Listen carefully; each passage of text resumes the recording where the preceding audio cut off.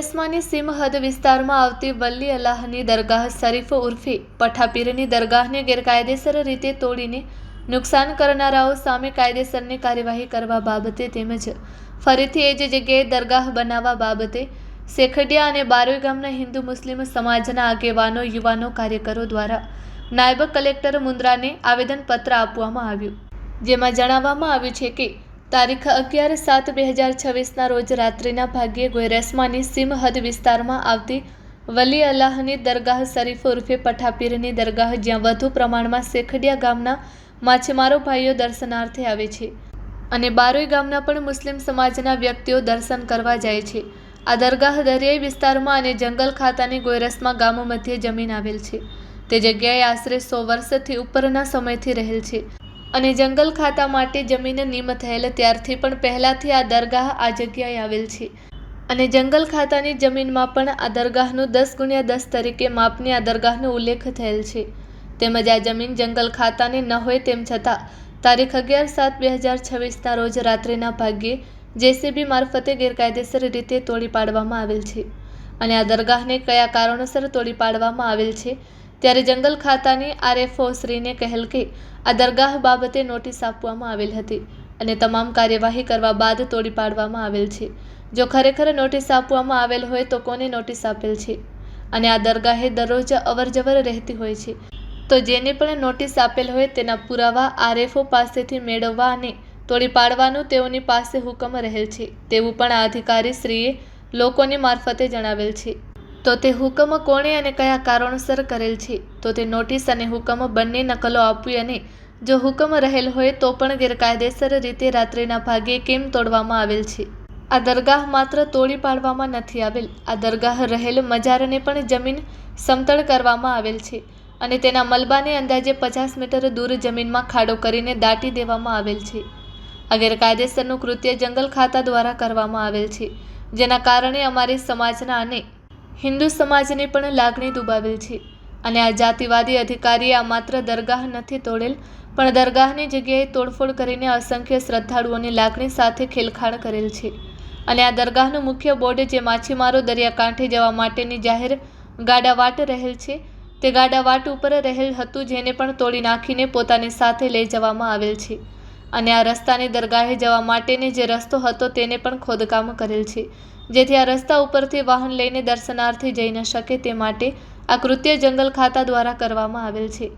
જેથી આ ગેરકાયદેસર રીતે કરેલ તોડફોડ બાબતે નુકસાન કરનારા મુન્દ્રા જંગલ ખાતાના જવાબદારો સામે કાયદેસરની કાર્યવાહી કરશો અને આ દરગાહને ફરીથી એ જ જગ્યાએ તેનું બાંધકામ કરીને બનાવવામાં આવશે, જે બાબતે આપને જાણ કરીએ છીએ કે આ ગેરકાયદેસર રીતે તોડેલ દરગાહના આરોપીઓ ઉપર કાયદેસરની કાર્યવાહી કરશો.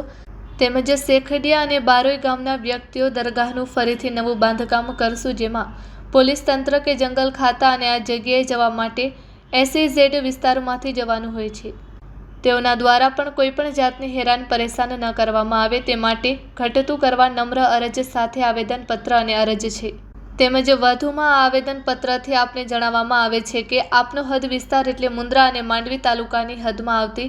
તમામ ધાર્મિક જગ્યાઓ બાબતે સરકાર તરફથી ડિમોલેશનની કાર્યવાહી કરવાની થાય તો જે તે સ્થાનિક કક્ષાના આગેવાનોને અગાઉથી જાણ કરશો અને આ ડિમોલેશનનું કામ રાત્રિના ભાગે સૂતા માણસે કરવામાં આવે છે, જે ચોરી કરવા જેવું કામ રહેલ છે. ખરેખર કલેક્ટર સાહેબશ્રીનું હુકમ રહેલ હોય તો રાત્રિના ભાગ્યે કયા કારણોસર આવા ગેરકાયદેસર કૃત્યો કરવામાં આવે છે, જે બાબતે તે અધિકારીઓ સામે કાર્યવાહી કરશો તેવી માંગ છે. હિન્દુ મુસ્લિમ બધા માનવ અને સરપંચ પોતે એક સાહેબે ફોરેસ્ટ ખાતો એમ કહે છે કે અમને ઉપરથી હુકમ હતો, એના લીધે અમે થોડી નથી નોટિસ આપી અને રાતના સાહેબ તોડી એટલે સાહેબ આપણે થોડી શંકાવે ગેરકાયદેસર ભલે તોડી જાય પણ સાહેબ રાતના 3 વાગે તોડવાની શું જરૂર છે? વિશ્વાસ માટે તો બીજો અમને સમય આપવામાં આવ્યો તો અમે જેથી કરીને તમે અત્યારે આધાર પુરાવાની વાત કરો. તમે ક્યાં છો? અહીંયા મુદ્રા ન